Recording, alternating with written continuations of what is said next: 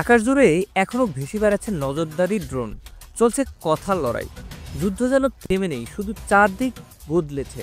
এর মধ্যেই এক সাক্ষাৎকারে বিস্ফোরক হুঁশিয়ারি দিলেন ইরানের ইসলামিক রেভলিউশনারি গার্ড কোর আইআরজিসির মুখপাত্র ব্রিগেডিয়ার জেনারেল আলী মোহাম্মদ নাইনি। তিনি বলেন, আর একটি হামলা হলে আমাদের প্রতিক্রিয়ায় আর কোনো রেড লাইন থাকবে না, পাল্টা আঘাত হবে চূড়ান্ত ধ্বংসাত্মক। এই কথাগুলোর মধ্যে লুকিয়ে আছে সেই রাগ, সেই অভিমান আর সেই প্রস্তুতির ছায়া, যা মধ্যপ্রাচ্যকে নতুন করে নাড়িয়ে দিতে পারে। কারণ ইরান শুধু কথা বলছে না, কাজেও দেখিয়েছে। সম্প্রতি ইসরায়েলের বিরুদ্ধে সরাসরি যুদ্ধে ইরান বাজিমাত করেছে। নাইনি জানালেন, এই যুদ্ধ আসলে এক বৃহৎ ষড়যন্ত্রের ফল। ইসরায়েল ও যুক্তরাষ্ট্র মিলে ইরানের শাসন ব্যবস্থাকে ধ্বংস করে দেওয়ার পরিকল্পনা করেছিল মাত্র 6 দিনের মধ্যে। কিন্তু বাস্তবতা হলো ঠিক উল্টো। ইরান দ্রুত সংগঠিত ও বিস্ফোরকভাবে পাল্টা আঘাত হানে।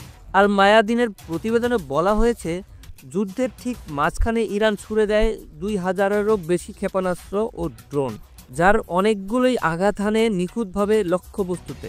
কমান্ডারদের হত্যা চেষ্টা ব্যর্থ হয়, কারণ ইরানের শৃঙ্খলবদ্ধ নেতৃত্ব তা সামাল দেয় মুহূর্তে।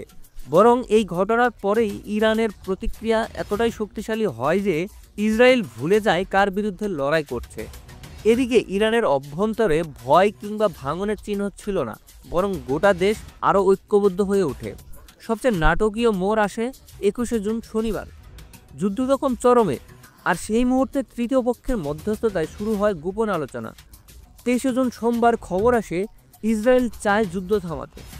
এ যেন এক ছায়া যুদ্ধ, যার শেষে পর্দা উঠে বাস্তবতার। ইসরায়েল পরাজিত কৌশল ও মনোবলে। ইরান শুধু টিকেইনি, বরং যেখানে অস্ত্র থেমেছে সেখানে শুরু হয়েছে এক নতুন ধরনের প্রতিরোধ। ইরান যেন এবার আরও প্রস্তুত, আরও দৃঢ়, আরও ভয়হীন।